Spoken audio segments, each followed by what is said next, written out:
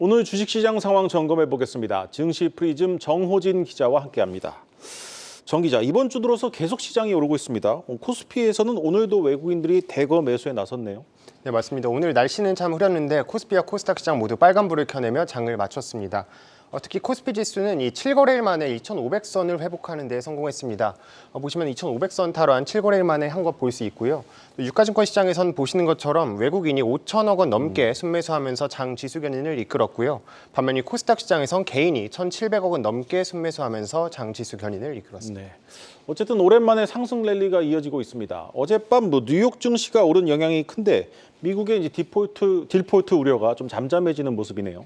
네, 맞습니다. 이 간밤 뉴욕 증시는 3대 지수 모두 상승 마감했는데요. 아무래도 이 미국 말씀하신 것처럼 미국 부채 한도 협상에 대한 낙관론에 대한 영향이다 이렇게 분석되고 있습니다.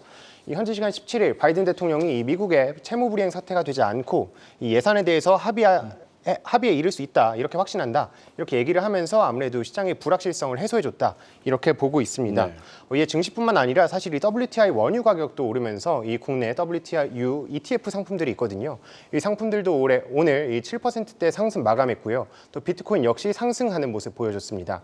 그리고 또 다른 협상 소식도 있었죠. 이 흑해 곡물 협정 소식인데요. 네. 이 만료를 하루 앞두고 극적 타결됐다는 소식이 전해졌습니다. 에르도안 튀르키예 대통령은 방송 연설을 통해서 이 협정이 2개월 추가 연장으로 결정됐다 이렇게 말했습니다. 이 소식에 이 곡물 선물 가격도 내렸고요. 또 수혜 기대감에 이 상승했던 이 국내 사료주 같은 경우에도 일제히 오늘 하락하면서 장을 마감했습니다. 네, 최근 시장에서 가장 눈에 띄는 것이 사사건건 엇갈리고 있는 외국인과 개인입니다.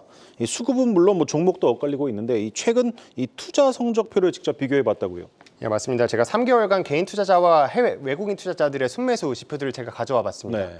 이 개인 투자자의 3월은 포스코홀딩스랑 SK하이닉스, 에코프로 그룹주를 사들였습니다. 보시면 SK하이닉스 반도체주 빼면 전부 다 2차 전지주다 이렇게 확인할 수 있고요. 네. 다음에 4월 같은 경우에도 여전히 2차 전지에 대한 사랑은 이어졌습니다. 포스코홀딩스, 포스코퓨처엠, 또 에코프로 LNF 이렇게 2차 전지에 대한 매수세가 계속 이어졌고요.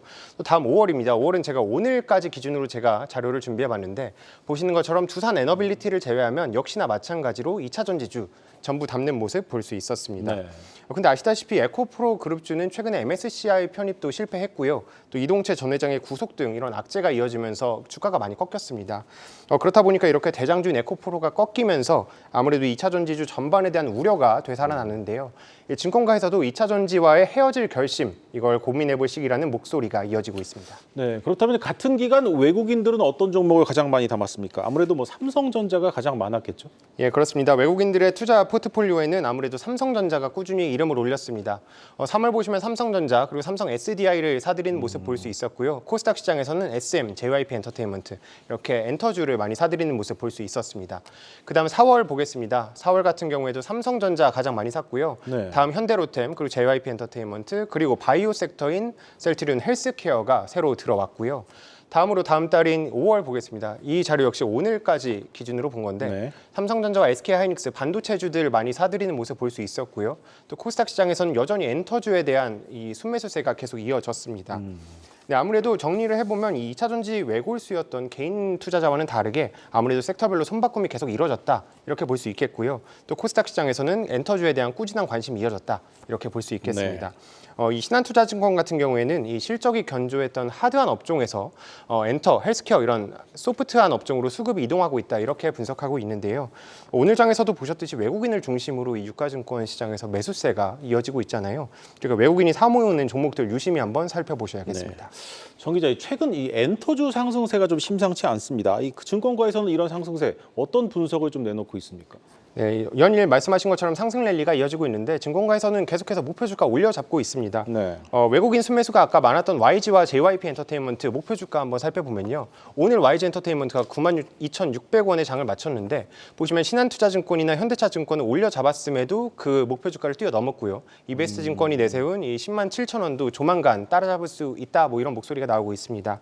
다음은 JYP 역시 이 증권가의 목표 주가를 올려잡았음에도 불구하고 거의 근접한 모습 볼 수 있고요. 아무래도 이렇게 장밋빛 전망이 나오는 배경에는 이 글로벌 팬덤 증가에 따른 탄탄한 실적이 있고 또 그 이후에도 향후 시장이 꾸준히 확대될 것이다 이런 목소리가 나오고 있기 때문입니다. 제가 이 글로벌 팬덤의 위력을 단적으로 보여드리기 위해서 자료를 하나 준비해봤습니다. 이게 블랙핑크 제니의 인스타그램 팔로워수인데요. 7,800만 명이 넘습니다. 보면 뭐 데이비드 베컴, 뭐 브루노 마스, 뭐 도널드 트럼프 이런 인플루언서들과 굉장히 비슷한 모습, 더 넘어서는 모습도 볼 수 있고요. 네. 아무래도 이렇게 트와이스나 블랙핑크 같은 국내 K-팝 스타들이 이만큼 인기가 있고 또 그리고 국내 아티스트들의 해외 공연이 더욱 늘어날 것으로 보이고 있습니다. 때문에 이 지난 1분기에 엔터사들이 어닝 서프라이즈가 나왔는데 이것을 뛰어넘는 실적이 앞으로도 나올 수 있다 이런 전망이 나오고 있습니다. 네, 잘 들었습니다. 증시 프리즘 정호진 기자였습니다.